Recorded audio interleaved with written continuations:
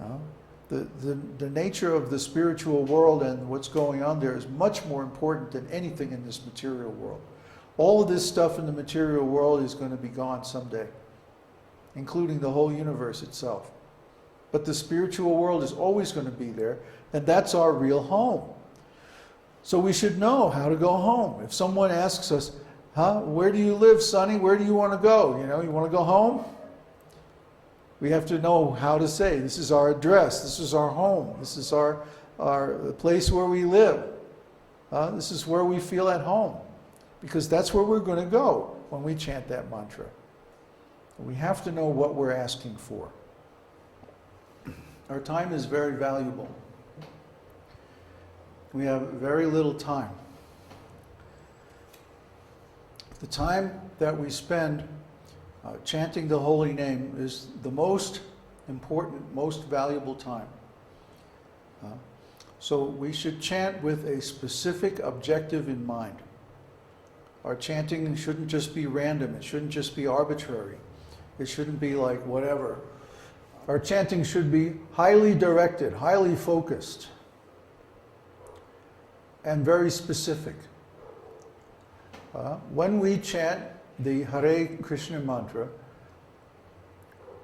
we're addressing the primeval Lord and his total energy. So we can get anything we want from them. Thing is, we have to know what we want. We have to know what will make us happy. Now that's our disease. We don't know. We've forgotten. So by hearing about the spiritual world and by understanding how everything works behind the scenes, then we get the concept, we get the idea. What's going on in the spiritual world and where do we want to go? Someone might say, well, this is very advanced. Well, it is very advanced. But we insist on being very advanced. There's so many other places you can go and learn about the basics. We have so many videos, so many podcasts, so many books. They're all there. What about the things you can't learn from books? Those are the things that you have to approach a guru for. So guru will give you the situation. Guru will give you the overview. Guru will give you the context, the ontology. And then the ontology is how we approach our service, how we approach our practices, how we approach the scriptures, our chanting, and so on. Without that background, without that ontology, we will misunderstand and misuse the facilities that we get through the practices. Again, I have to make the example of my godbrothers. They wanted power and wealth, and that's what they got, but they didn't get Krishna. They got what they asked for. And maybe eventually, in the future, sometime they'll get Krishna. Just like Dhruva Maharaj. He got his kingdom, but he has to remain in that kingdom for 50,000 years before he can go to the spiritual world. I didn't chant like that. I chanted, no, I want you. That's all I want. I want you. That was my aim when I was chanting. And still, I was only close to the mark. When Krishna appeared to me, he said, you will attain me very soon. What? Wait a minute. I thought I just did attain you. Well, what's going on? I had to meditate on this for a long time to figure out the meaning of it.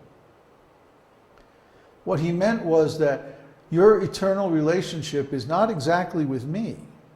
It's with one of my specific expansions, one of my particular forms. Yes, I am the highest and you can reach anything through me. But because your self-realization, your idea of who you are, is not complete, you need to study yourself and learn what to ask for. And as soon as I did that with appropriate methods, then I received the result.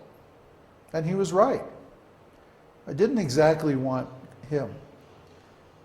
I wanted a particular expansion of his. And that's what made me happy. That's what made me satisfied in self-realization. Not Krishna exactly, although I certainly have a relationship with Krishna. Anyway, we need to know all these details. Otherwise, our self-realization will be immature. It won't be specific enough to actually satisfy us. Is there another question? From Krishna Prabhu. Okay. Through mental speculation keeps one bound to the material senses, whereas chanting the holy names create a direct link to the spiritual realm. I suppose it's a comment. Is that a comment or a question? There's no question mark. I have another question. Okay. For example, let's suppose that I'm hearing this. It's possible that my eternal service would be to serve Aniruddha or Pradyumna or things like that. It's quite possible.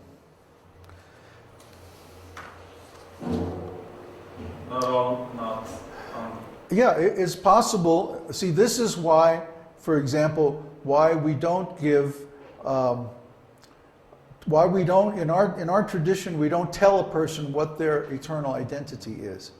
We don't give Siddha Pranali initiation.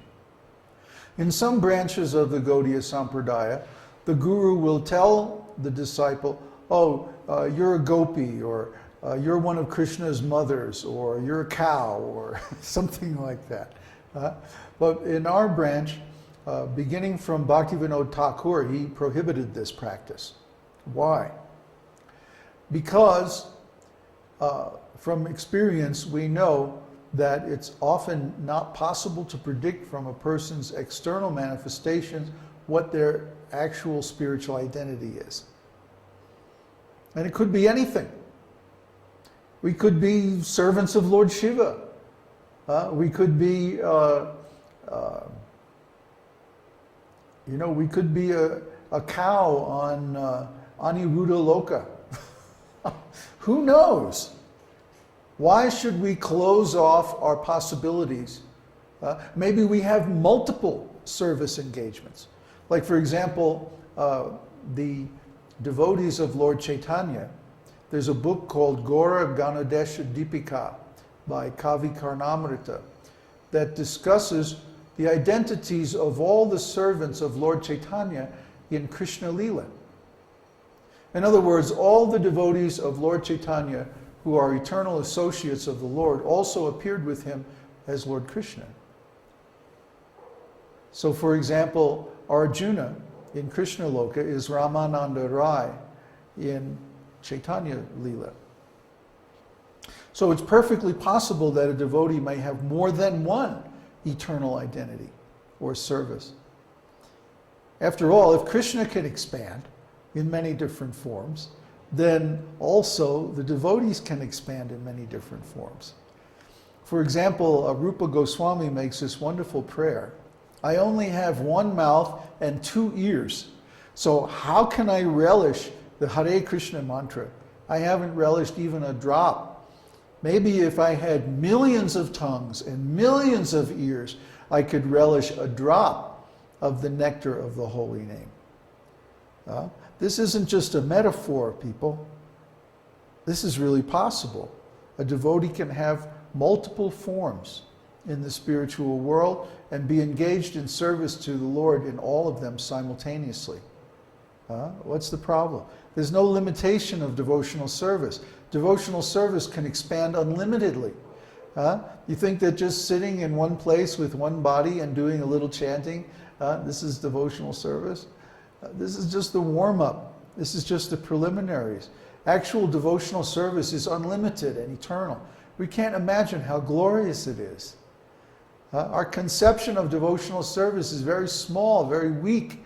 The conception of Vaidhi Bhakti especially is very weak because it's based on the authority, external authority, the authority of the scriptures, the authority of the guru. So even though it's necessary in the beginning, in the end it becomes a limitation. And when one's service grows beyond the limitation of the rules and regulations of the scriptures, then this is Raganuga Bhakti. Every devotee is going to reach that point at some stage in their spiritual growth where instead of struggling to keep up with the scriptures, all of a sudden they find they're going to surpass the scriptures. And when that happens, that's a very wonderful moment, but it's also a crisis because all this time we have been guided by external authorities. But at some point we have to shift to internal authority, and to do that we have to have an accurate model, an accurate understanding of the spiritual world and how all these relationships work. This is a great science. It takes decades to understand it. You're not going to understand it just overnight. But if you study, at least you can get the map.